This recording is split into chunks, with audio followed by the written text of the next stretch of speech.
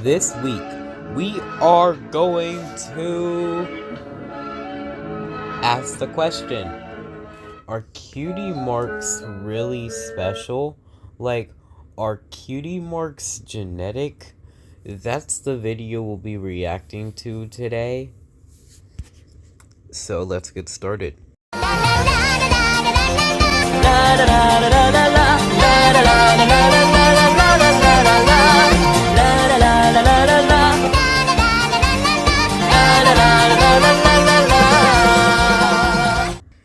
This is a collaboration between Vineta Makes and Starstrike. I subscribe to Starstrike, so you probably could check that out.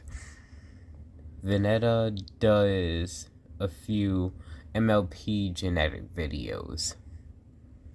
So we'll be reacting to other YouTubers. Maybe we'll also find our takes, but here's the story. There's a magic system in My Little Pony which I just think isn't talked about enough. And honestly, if a pony knew how to manipulate this magic to their own will, Equestria would be definitely fucked. Like, that pony better be a good Samaritan, otherwise the whole land is screwed. then Equestria as we know it could be destroyed. Starlight, we're looking at you. And this magic is none other than the magic of cutie marks. Okay. What do you mean? You're gonna have to elaborate. Why are these things on pony butts so special? Not only are cutie marks responsible for giving ponies like the princesses and the main six the power. Hold on. What was that face, bro? Oh my gosh. This grin should be banned. To protect Equestria, but they also determine how Equestria is governed and organized. Since more often than not, ponies choose lifestyles and careers that match their cutie mark's chosen purpose. Pinkie Pie moved to Ponyville to be a party planning pony, Rarity fulfills her dream of being a fashion designer, and Rainbow Dash uses her flying skills to join the Wonderbolts. The Wonderbolts is like me, I'm in the JROTC. But this got me wondering, are cutie marks really determined by destiny, where something happens that makes a pony realize their true purpose? G5 blew this shit right out of the water. Or could there be something deeper going on? Something genetic? I mean, if horns and wings can be inherited, then why not cutie marks? Cutie marks are one's special talent. So, I think that if it runs in the family, it is probably known for that one thing. You're probably already good at that one thing. Maybe you could find another, and maybe you'll be even more special. If you're interested in deep MLB theories like this one, then hit that subscribe button and let's get into it. So, are cutie marks genetic or destiny? From my research and findings, it seems that cutie marks are in fact only genetic. Let me explain. So far, this show has always defined cutie marks as destiny because of 3 rules. 1, a pony's cutie mark can be virtually anything until it appears. 2, a pony will discover their hidden passion through a series of events. And 3, once their true passion is discovered, a pony's cutie mark will appear. That is hard to notice, and that sounds kind of actually logical. This seems pretty straightforward. But there are many situations in the show that contradict rules 1 and 2. In the season 5 finale, where Starlight stops a sonic rainboom from happening, the present reality drastically changes, with multiple horrific timelines. But one thing that doesn't change is the main six's cutie marks. Even though the events that caused the main six to get their cutie marks cease to exist, their cutie marks didn't change in these alternative timelines. They still got the same cutie marks. What? Meaning that a cutie mark must be a predetermined genetic trait. That's the only way a pony can get the same cutie mark regardless of what happens in the timeline. meaning their cutie marks aren't destiny, but rather a genetic trait that appears over time. That is a solid explanation. Something else that points to cutie marks being genetic is ponies inheriting symbols from their families. Take the Sparkle family, for example. Oh my gosh. Yo, I did not notice this until now. They are all star related. Well, except for Nightlight. His is a moon. But they're all related to the night in some sense. There's Twilight Velvet. There's Twilight Sparkle. There's Shining Armor. These adjectives are all related to the nighttime. All four members of the Sparkle family have star and galaxy elements in their cutie marks. Even Shining Armor has Twilight stars like Twilight and regular stars like Twilight Velvet on his cutie mark. He still inherited the star symbols even though stars have nothing to do with his purpose. Another good example of this is Apple Bloom. Apple Bloom's purpose, along with the rest of the cutie mark crusaders, is to help ponies find their cutie mark. But if you look at her cutie mark, there's an apple. Now we know Apple Bloom's cutie mark has nothing to do with apples, but most of her family members have apple-themed cutie marks or apples in their cutie marks, meaning she inherited the apple symbol. So for example, if my cutie mark has to do with fishing or fish, then my descendants are likely to inherit fish symbols in their cutie mark. This theory lines up so perfectly. Like, why is it that we can use the Apple family for literally most theories? I beg to differ. That's our favorite pony right there. That is Starstrike. And that is a subscribe worthy of me. Personally, I can't get behind the idea that cutie marks are fully genetic. Like, there are just too many examples throughout the series of ponies with cutie marks that have absolutely nothing to do with their parents. Take, for example, Rarity and Sweetie Belle. I mean, their parents' cutie marks are footballs and cookies. To me, this looks far more like destiny determines a cutie mark more than anything else. We're even told explicitly and repeatedly throughout the show that a cutie mark is tied to one's destiny and or special talent. Exactly. Pinkie Pie plans parties, so her cutie mark is 3 balloons. Fluttershy talks to animals, so her cutie mark is 3 butterflies, etc. That is the original thing. That's a good point, Star. Although genetics can explain a good amount of how cutie marks work, there are still a lot of examples where cutie marks being determined by destiny makes more sense.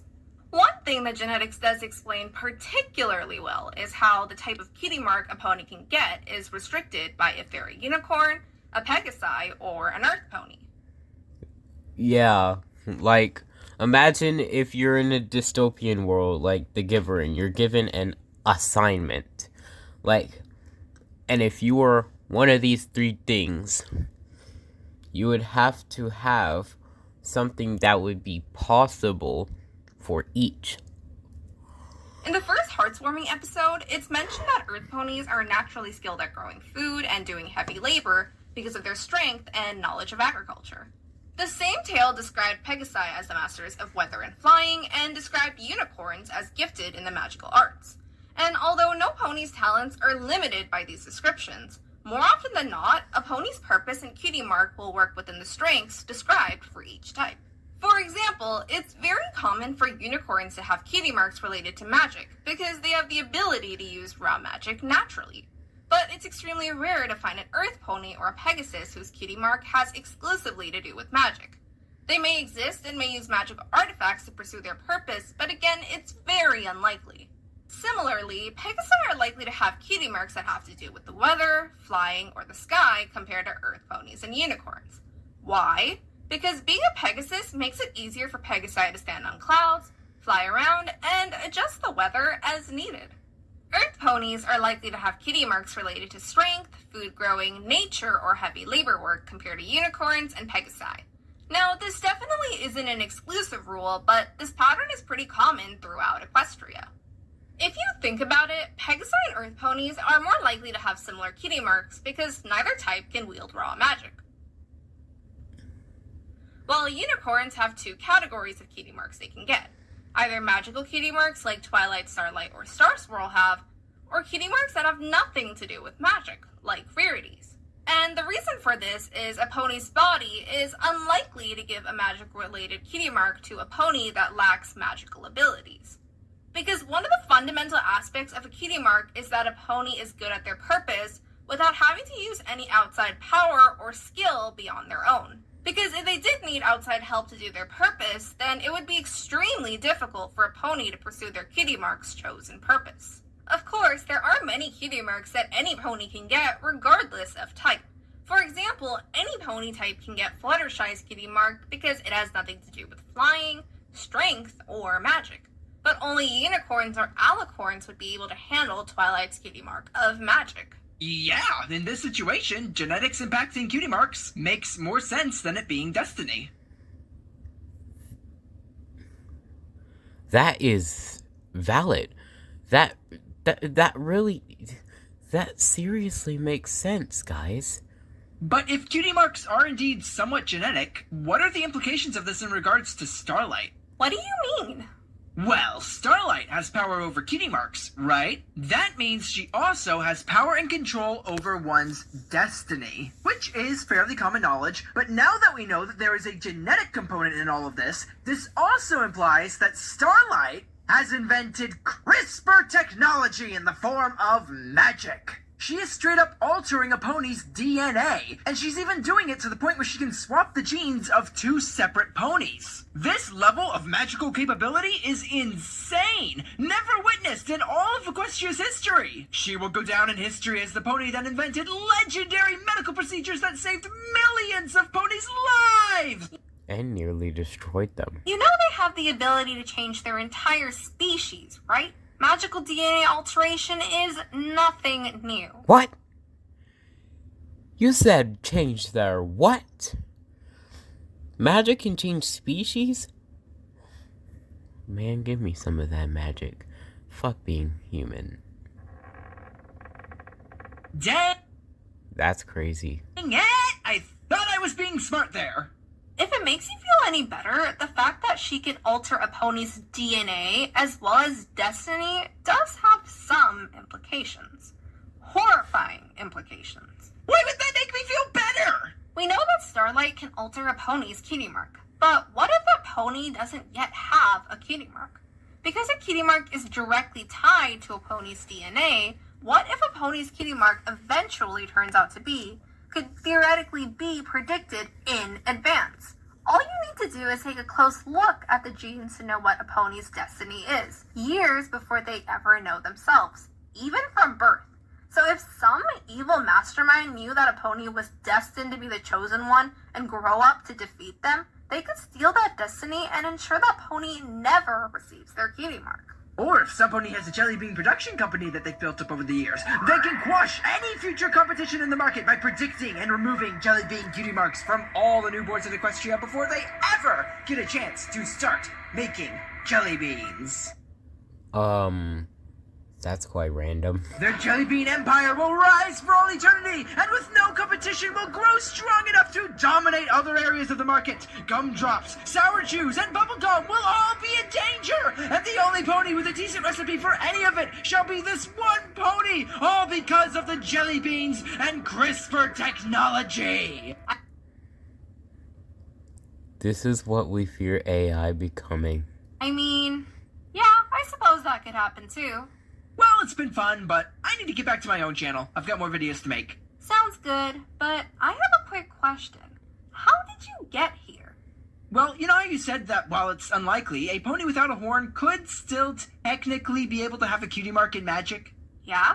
Well, I, the Pegasus, through our theorizing, have found a way to alter my own genes and special talent to be whatever I want. And what I want is to have the special talent of leaping between YouTube channels.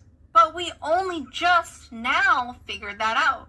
You would have had to figure out how to do that before we made the theory. I also have the special talent of warping space and time. But that creates a paradox. That's my talent too. But you would need more than one cutie mark for that. I have the cutie box!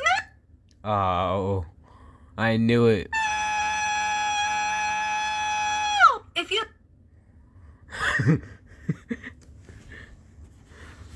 That is a little bit of My Little Pony genetics, and I hope you've learned a lot. This was crazy. This was educational. This was factual. And I can't believe what I heard. Also, go shout out these two. They would make great collaborators. And for you guys, happy My Little Pony Monday. Every Monday. Peace out.